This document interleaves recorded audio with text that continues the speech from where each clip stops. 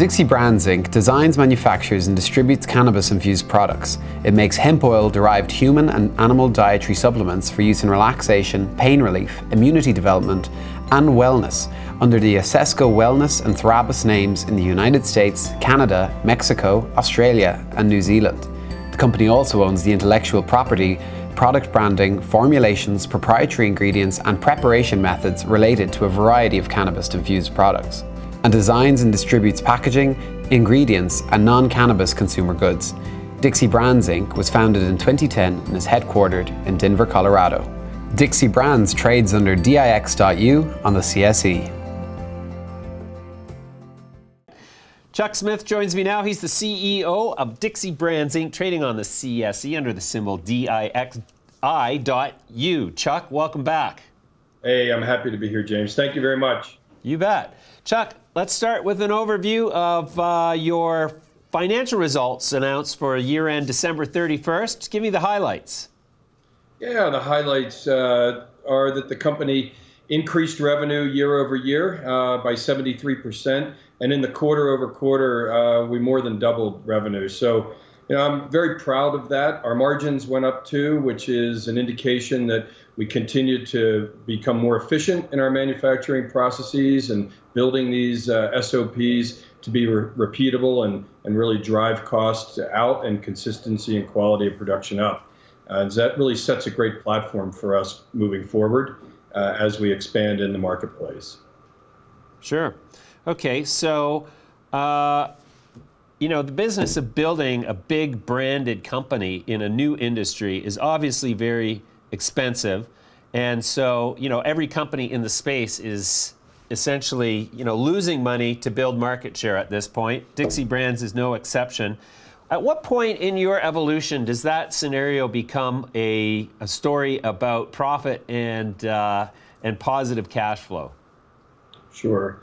So I think a couple things, James. Number one, in the financials, as you looked at it, we had a very significant loss, but most of that loss was non-cash loss, and a lot of it, in fact, the majority of it, really had to do with, number one, taking the company public, the cost of the acquisition of the RTO, which again was a non-cash transaction, the conversion rates of converting debt into equity that was part of our Series C raise, which all of those things, even though they're non-cash, they do contribute to a loss. They clearly put the company in a really solid position going forward from financial reporting. In essence, we use this process to clean those things up and get the company in a really solid position. From an operational perspective, you're correct. It costs a lot of money to build infrastructure, build team, and get these products into market, into distribution. I'm highly confident that shareholders are going to see the company move toward profitability later on this year, and more importantly, see us build a foundation for consistent and repeatable results. Right, fantastic. And so in your international strategy, tell me about how is your evolution going with Khiron Life Sciences? Again, something really exciting and something, frankly, another thing that I'm proud of with the company, because you can look at the numbers and say, geez, the numbers weren't that big, Chuck, and what are you guys really doing? I want your shareholders to, or the viewers and our shareholders to realize, the company just raised money and closed that fundraising at the end of October, took the company public at the end of November. So really, there wasn't a whole lot of material change that was going to happen to the company in 2018. And frankly, the first quarter of 19 is really the beginning of deploying that capital. But what I can tell you is we've made some really transformative moves in the first quarter. The Khiron JV is probably the biggest. It gives Dixie complete access to the Latin American marketplace plus Mexico in a partnership of two like-minded companies that have great synergy together, and really is going to give us a first mover advantage.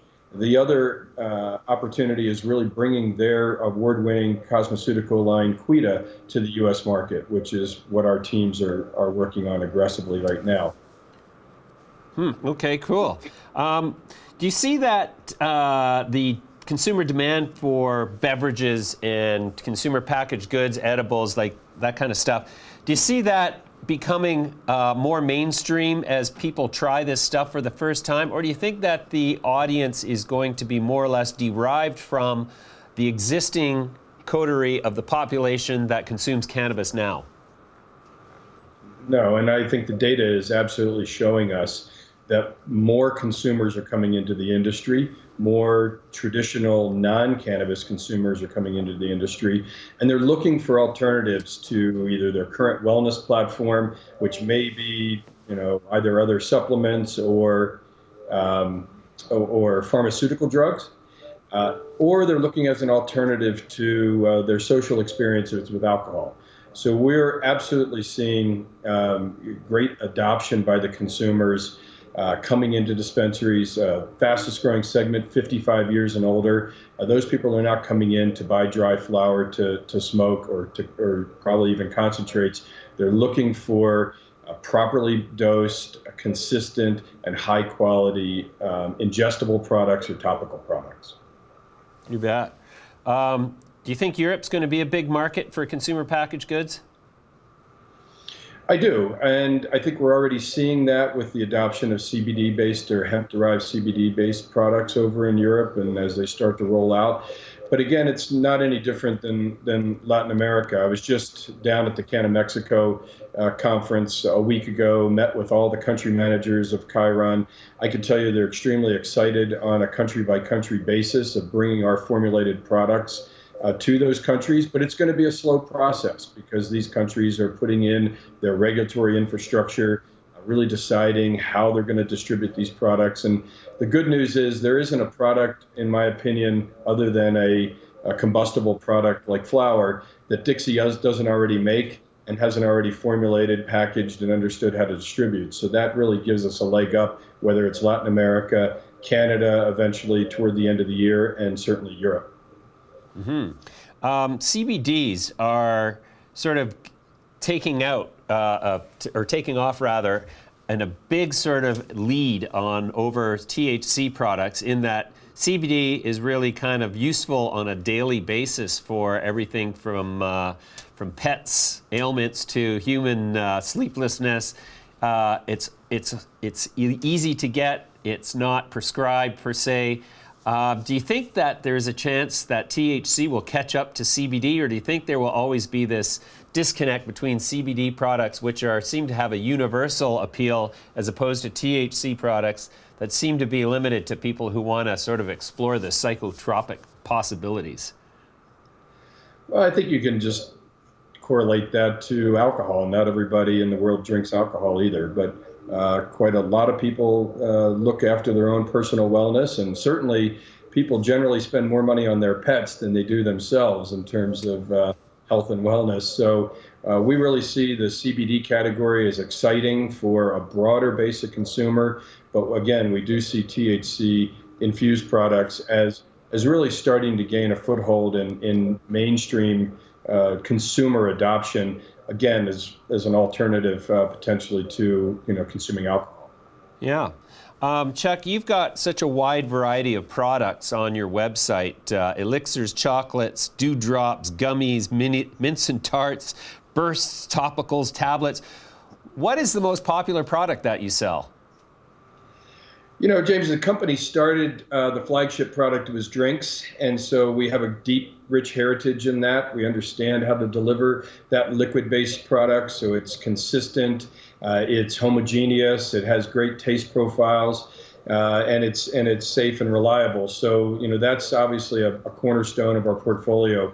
But we also have really spent a lot of time bringing products to the market that are going to be, again, as you've called it, even more mainstream. So confection products like gummies, that's the largest selling category both in our portfolio as well as in the industry. We also have a lot of expertise in low dose products. So you'll see a lot of products from us that are 5 milligrams or less because we know that consumers want to have, especially new consumers in the industry, they're not really looking for everything about the full psychotropic approach. They're looking for things that are maybe even more consistent with what they're used to, like a glass of Chardonnay. So maybe they take one of our mints, and that gives them kind of the same feeling and the same duration. So they become very comfortable with that format. So I think, those are very popular products in the portfolio. And then finally, our topical products, that is consistently month over month a great revenue generator for the company, and that has no psychotropic effect. They use it for pure wellness to help with minor aches and pains, skin irritation, and things like that. So we do have a broad portfolio because we have a broad consumer need that we're catering to. Mm-hmm. Fantastic. Okay, well, that's great, Chuck. That's a great update. Clearly, you guys are knocking it out of the park, and it's a pleasure to see that. Thanks very much for joining me today. We'll come back to you soon. I appreciate it very much. Thank you, James.